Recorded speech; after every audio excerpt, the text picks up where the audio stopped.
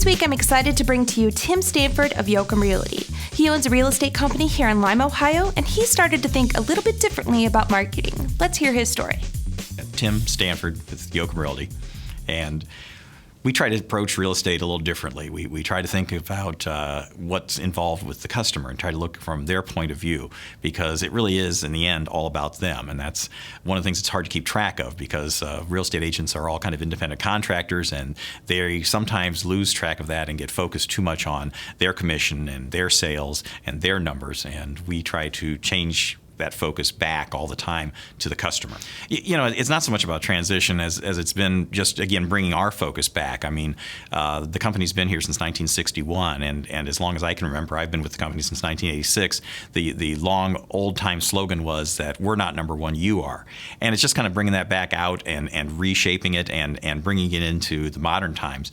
And a lot of that has to do with the internet, and that's the way people look for information, and we're trying to provide information for them. YocumRealty.com, we've had the website for probably close to 20 years, and we've gone through a number of incarnations of different websites. And most recently, we've begun to recognize that we really have a wonderful opportunity to be a resource to people, that we are more than just a catalog of homes, that we're trying to package and present the experience and the knowledge that we have from this wonderful group of people that work at Yocum Realty. We try to cater on the website to the wide pantheon, the wide range of customers that are looking at real estate. So we have things for buyers and for sellers, and how did you stage your home and how you begin a house search, and also for real estate investors, where it is that you begin to start looking at how it is you can make real estate part of your future, your financial security, as well as for businesses that are looking for new office space, new retail stores, new warehousing, new manufacturing facilities. So we try to look at each of those individual buyers and customers and say to ourselves,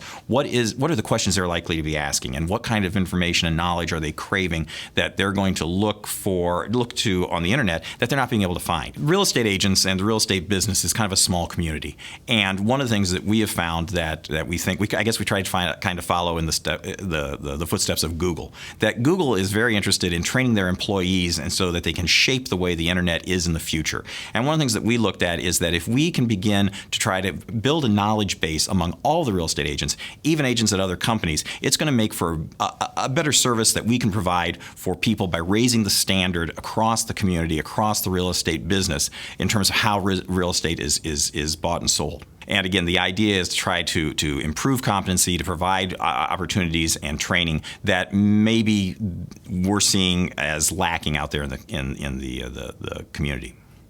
We've got a handy link on our website. It's free agent training, and you just click on it and go ahead and add and give your email and your name, and you can get access to hours and hours of ongoing brass tacks kind of training, not the stuff that you'll find in continuing education requirements that, where agents just show up and kind of go through the motions. This is real helpful information that can help answer questions that agents are likely to run into on a day-to-day basis out there dealing with customers. The biggest challenge is being able to get outside of yourself and into the shoes of your customers, and to really be able to sympathize and empathize and feel what they're feeling when they start trying to do things that they're not entirely comfortable with, and to go back to that as a touchstone of what is it that causes concern and stress, and try to relieve those things, to try to become the answer and the solution. That's really what we're about, is trying to be able to be the answer to whatever questions they've got.